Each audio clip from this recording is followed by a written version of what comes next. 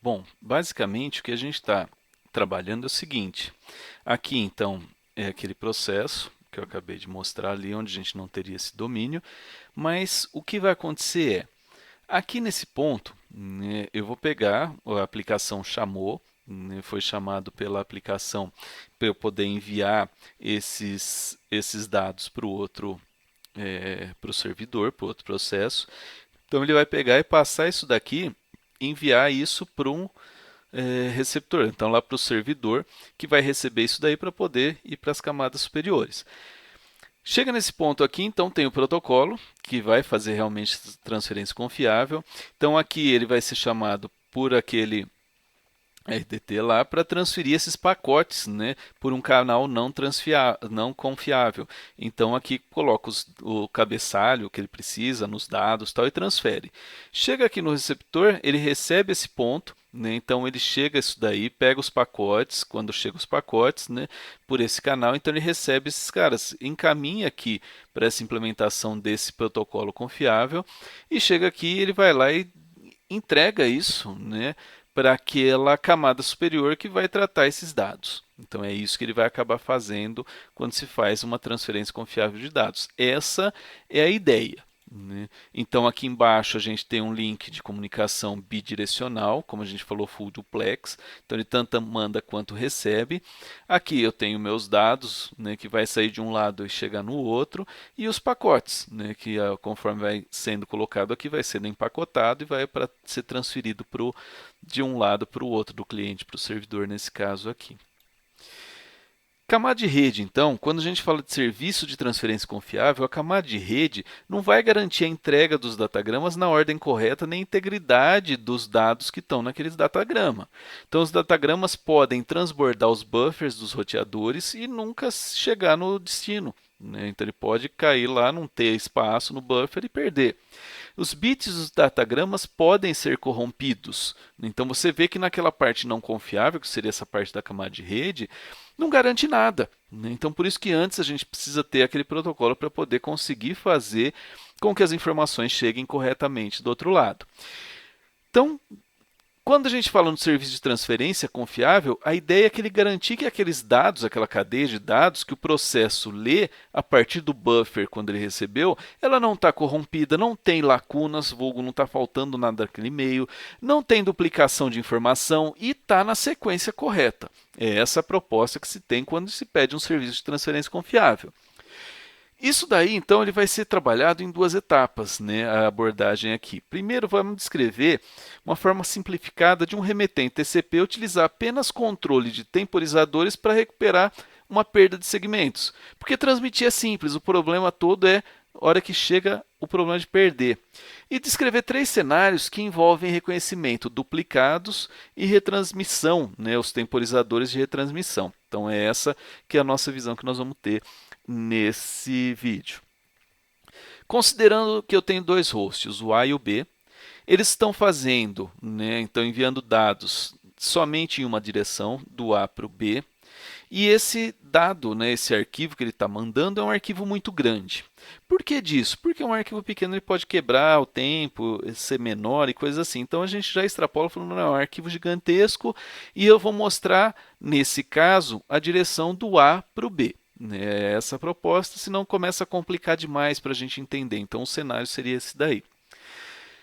Três eventos importantes que vão acontecer quando o remetente, né, quem vai estar enviando o TCP ali. O TCP recebe dados da camada de aplicação, pode ter esgotamento do tempo, né, então ter o timeout, e também pode chegar, né, um ACK do destinatário. É isso que vai acabar acontecendo ali. Então, quando ele recebe os dados da camada de aplicação, ele vai criar um segmento com aquele número de sequência que a gente viu anteriormente, né? Então, vai ser o fluxo de bytes, né, do primeiro byte e de dados do segmento. Então, é aquilo que vai constituindo que a gente foi vendo anteriormente. Inicia um cronômetro, se ainda não tiver em execução, então ele vai startar esse cronômetro. E aí pensa no cronômetro como se fosse o segmento mais antigo sem aquele validação do reconhecimento. Então, isso daí é o que vai estar contando. O intervalo de expiração, né? Então o intervalo de timeout que a gente vai ter vai ser criado através, ser permitido, né, para utilizar esse cronômetro e saber se já deu o tempo, se não deu, quando é que eu vou retransmitir. Além disso, o esgotamento do tempo, o timeout, então ele vai retransmitir o segmento que causou o timeout, né? Então ele reinicia o cronômetro e mandou o segmento que deu o problema e reinicia o cronômetro. E se tiver a chegada de um ACK, né, de um reconhecimento do destinatário, se reconhecer os segmentos ACK não previamente reconhecidos, né, então não tinha lá, atualiza o que é reconhecido como ACK e inicia o cronômetro se houver outros segmentos não reconhecidos. Então é isso que ele vai estar fazendo ali para a gente. Basicamente, graficamente ali falando, a gente tem o primeiro cenário. Então a retransmissão devido a uma perda. Então ele não recebeu um reconhecimento. Então foi mandado isso daqui. Sequência 92, 8 bytes de dados, chega lá, 92 mais 8, ele tem que devolver um ACK de 100. Deu um problema ali, não chegou a ACK, se perdeu no meio do caminho. O host A está lá contando o tempo. Opa, deu timeout. Aquele tempo já esgotou. O que eu faço? Eu retransmito.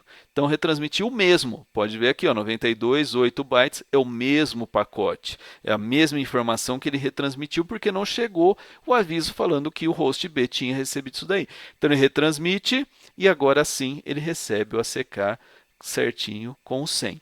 Então, chegou aqui, ele sabe, o host A sabe que aqueles dados que ele mandou chegaram lá. Então, ele pode mandar outros dados.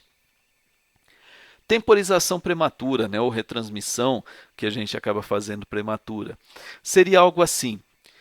O A e o B comunicando, então mandei, né, o 92 com 8 bytes, logo em seguida eu já mandei o 100 com 20 bytes, então chega lá, ele vai me devolver um ACK de 100, e chega aqui, né, ele já manda um ACK de 120, porque era 100 da sequência, que ele tinha o ACK já mandado, mais 20, né, então 120. Então ele falou, opa, já recebi. Beleza, chegou aqui tranquilinho. Porém, e se nesse meio tempo ocorreu um timeout? Tá? Então não deu tempo de chegar aqui o ACK, deu o timeout, com isso faz o quê? Ele manda novamente a sequência 92 com 8 bytes, porque ele não tinha recebido, ó, timeout ocorreu aqui, tá? E ele chegou aqui, então teve um atraso nesse recebimento da verificação lá que deu certo, que ele recebeu. Então teve esse timeout, ele manda. Chega aqui, a hora que bate aqui no meu host B, o host B ele vai lá e manda.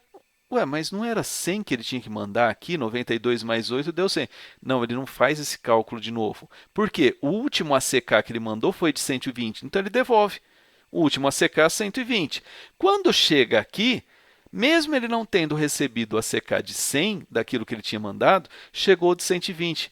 Ele já vai lá e falou, opa, eu entendi que, beleza, ele recebeu tanto de 100 quanto de 120, porque ele já conseguiu fazer o cálculo ali. Então, para ele está tudo bem, os dois envios lá foram recebidos pelo B.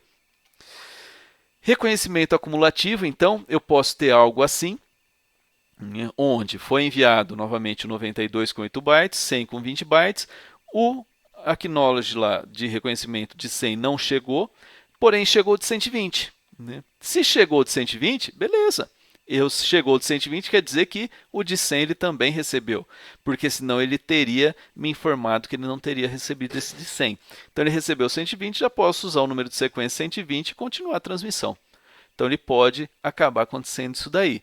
Tá? Dá certinho também, ele vai funcionar. O que acontece? A gente pode ter também alguns problemas, né, e algumas modificações que foram feitas no TCP. Então, sempre que expira o temporizador, o TCP retransmite o segmento que ainda não foi reconhecido, que tem o menor número de sequências, que foi o que a gente mostrou agora há pouco. Além disso, a cada retransmissão, o TCP ajusta o próximo tempo de expiração, né, para o dobro do valor anterior, em vez de utilizar as fórmulas vistas anteriormente.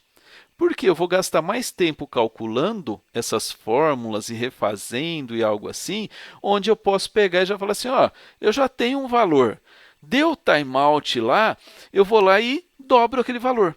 Se continuar a dar timeout, opa, aí está com problema, porque eu dobrei o valor e mesmo assim está com problema, entendeu? Então esse processo auxilia no controle do congestionamento, porque eu vou evitar de mandar mais coisas. Então eu não gero mais informação. Se tiver congestionado lá o buffer, ele está perdendo por causa do buffer. Então nesse sentido ele não vai estar entupindo mais o buffer dos dispositivos no meio do caminho da transmissão. Então ele vai pegar, ele vai lá e fala assim, ó, dobra o tempo, porque se não chegar naquele mínimo do timeout, agora na próxima vez eu estou mandando e estou esperando o dobro do tempo que eu estava esperando na primeira vez. Além disso, eu posso ter uma retransmissão rápida. Por quê?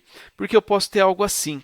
Mandei o 92, 8 bytes, mandei o 100, 20 bytes. Tá vendo? Ele mandou um monte de informação.